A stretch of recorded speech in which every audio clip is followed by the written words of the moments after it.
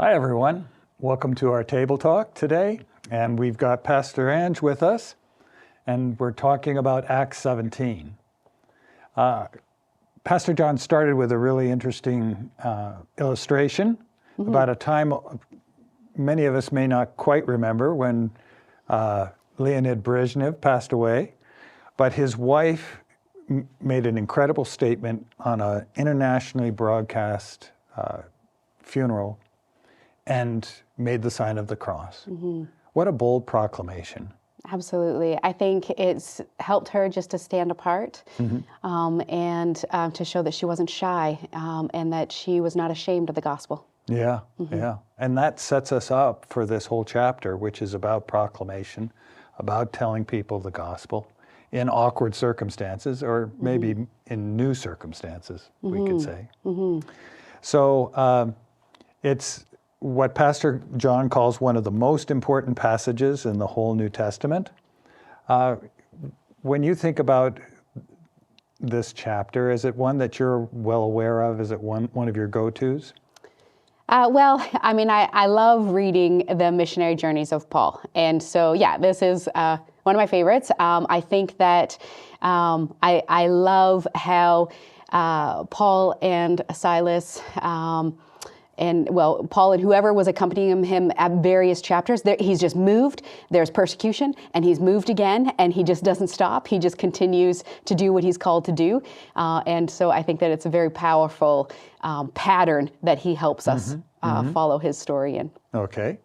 And he's on his own now in Athens. He's waiting for the guys to catch up.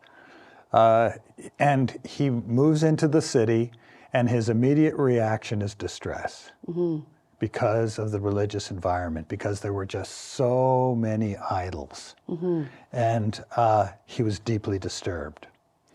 Have you experienced that sort of feeling before? Well, where Paul went, he went, when he was in Athens, he goes to Mars Hill, and while he is traveling through, there is temple after temple and idol after idol. And I remember reading, while I was thinking about that study, it says, there were more gods than men. That's kind of a saying that was said about this place. And so it reminds me, actually, John even mentioned when he was in India, it reminds me of when I had the chance to go to India. I traveled to visit our global partners and went there with teams a couple of times. And there were temples on every street corner, kind of like we have Tim Hortons here. It was like there's opportunity to go and to worship every single street corner, even small temples where you just go in. But the idols were so prominent that even our taxi cab drivers had idols on their dashboards. And so I saw the depth of what that must have felt like, and absolutely felt that distress because just like Paul, being completely surrounded by a number of idols, but feeling compassion for those who were focusing and worshiping those idols as opposed to truly going to the one who can make a difference in their lives. Yeah, and it was overwhelming for him, and it can also be overwhelming for us in day-to-day life here in North America, because we can see idols. They aren't necessarily little statuettes, but it could be fame on the internet. It could be musical stars, sports stars, any number of things that we idolize, that we put on a pedestal, that we make important. It can be sex, it can be money. And the interesting thing is that Paul saw all that, felt overwhelmed, but took action. And that's so cool, isn't it? It is, because I do think that sometimes we feel overwhelmed. I was even chatting with a lady just this morning about a trip that she went on, and she said that she realized as she was with 9 other ladies that she was the only one who had a faith as she got to know them and continued as they spoke about different areas that they chose to put their hope in, where they where they worshiped, which sometimes is community, even a gym or something like that. And she felt so incredibly overwhelmed and thought, like, I just don't even know what to say. And so Paul's boldness in that, and not giving up, and recognizing that what we have to say can't go unsaid, must be said. So important.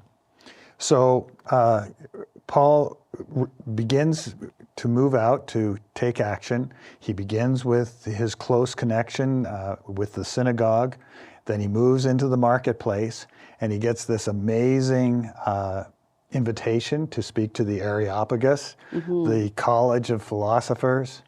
And it's so important to look closely at what he has to say there, because it's a model for us. Pastor John does a great job in the sermon. He talks about bridges, and so you find where people are at, and many people are religious, and so we can begin to talk about religion generally, and that's an intro for us. That's a first bridge. And then he begins to talk more specifically about the idea of the unknown God that they had, and he bridges with that into talking about Jesus. And then he even quotes their writings. So I know you are intent on sharing with people. What do you do to be aware of the culture, to have things you can talk about with people? Well, I think that Paul, he did a great job of modeling to us how he walked around the city and he studied first and he listened. And then, as you said, he knew what their writings were. And so I think sometimes we read our scripture. We need to know what it says, but we should also be aware of what the Quran says, or what even if we're not speaking specifically to a Muslim, but also what our culture says. Reading articles to be in the world and not of it, we need to know what is relevant to conversation, and start to have conversations with people about what they've been watching recently. I think one of the best bridge building tools is asking questions, learning about what someone else is focusing on or putting their trust in, and then redirecting. And that's what Paul did. He redirected the conversation once he said, we both recognize that we are religious, or that we have a spiritual, not really connection, but a spiritual emphasis in our life. And so he pointed out what the disconnect was, where the difference was. And so when we talk to someone who is dabbling in the occult or looking into fortune telling or things like that, to ask them, have they experienced power before? Where is that power source? But then being able to speak about the power source that I am aware of, that I find comfort in, is in the person of Jesus Christ. And so I do think he gives us a great pattern and an example to follow of being aware and asking questions. He certainly does. So there's a lot to talk about here, and perhaps the one place we can all start is what Pastor John emphasizes in his application, the idea of our hearts being broken. So we're praying that your hearts would be soft to the needs of people around you. We're praying that your discussions would help you and stir you up to be able to effectively build bridges to those folks, and that all of this would help us together to grow God's kingdom. Thanks for joining us. Thanks, Pastor Ange. My pleasure. Have a great discussion.